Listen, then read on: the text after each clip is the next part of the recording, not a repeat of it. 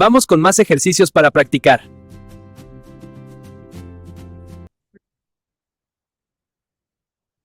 Vamos a empezar con la revisión práctica de los ejercicios que involucran derivadas, pero lo vamos a ejecutar por las reglas de derivación. En una primera fase hemos entendido lo que es la derivada, hemos visto cómo encontrar la derivada de una función por el uso de su definición, pero ahora es importante que empecemos a hacerlo un poco más rápido, y para ello aplicamos las reglas de derivación.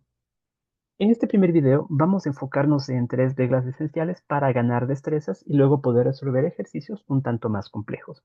La primera regla a la que vamos a hacer mención se conoce como la derivada de una constante, y para ello hagamos algunos ejemplos cortos de resolución.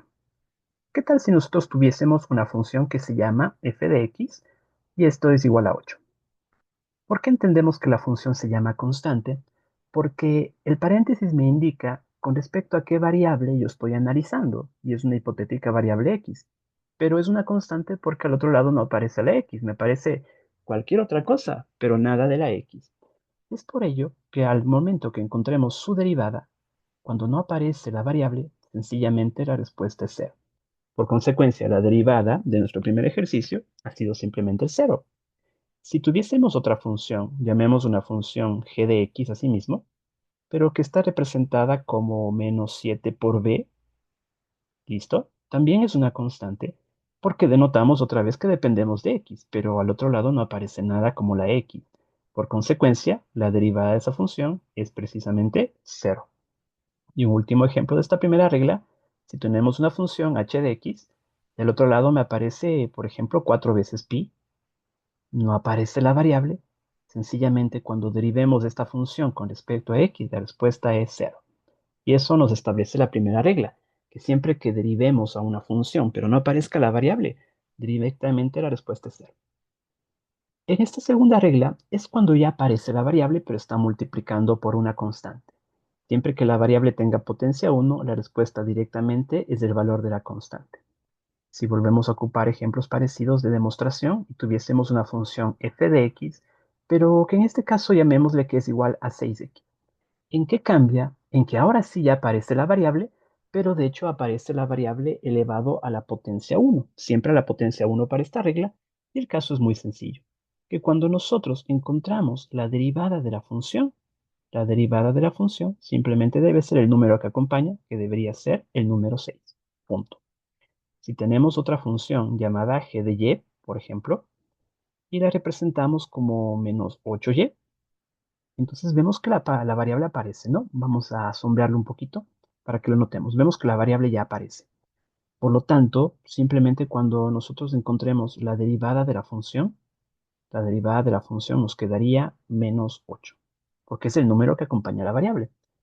Y un último ejemplo, si tenemos una función h que depende de t, esa función h que depende de t le vamos a poner como 4 veces pi que multiplica a t.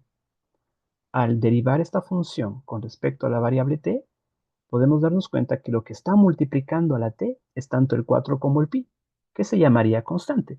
Por consecuencia, la respuesta debería ser 4 veces pi. Sencillo, cuando nos toque derivar esta función es cuando aparece únicamente la variable, basta con ubicar el coeficiente que está multiplicando la variable. Pero es un poco, digamos, irreal el escenario, ¿no? Que aparezca siempre la variable elevada a la potencia 1. Y es por ello que trabajamos con la tercera regla, la regla de la potencia, la cual ya me permite generalizar una situación mayor.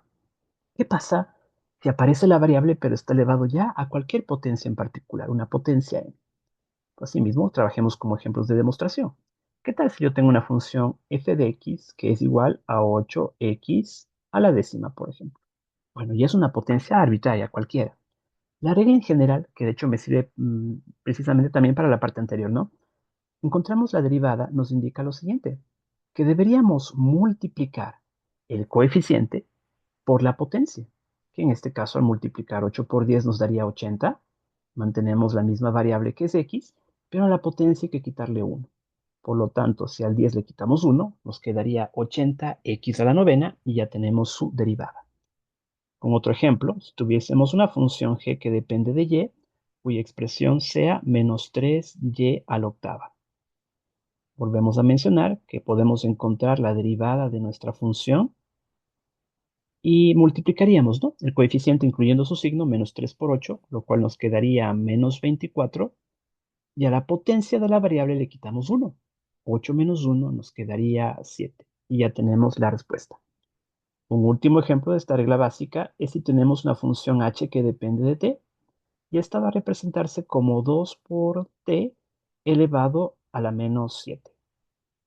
No pasa nada que la potencia no sea siempre entera o no siempre positiva, como lo es en este caso, ¿no?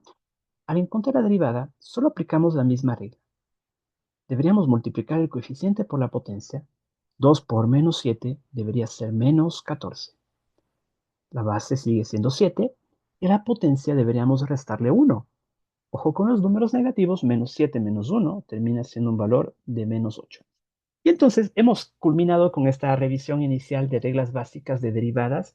Sin duda que tenemos que enfrentarnos a problemas más fuertes, pero vamos construyendo este proceso de aprendizaje poco a poco. Les invito a revisar entonces cómo hemos trabajado estos problemas iniciales, a resolver las actividades iniciales que se enfocan en este tipo de problemas, y nos vemos en un siguiente video para resolver más ejercicios con nuevas reglas prácticas. ¿Cómo se deriva una función cuando tiene sumas y restas?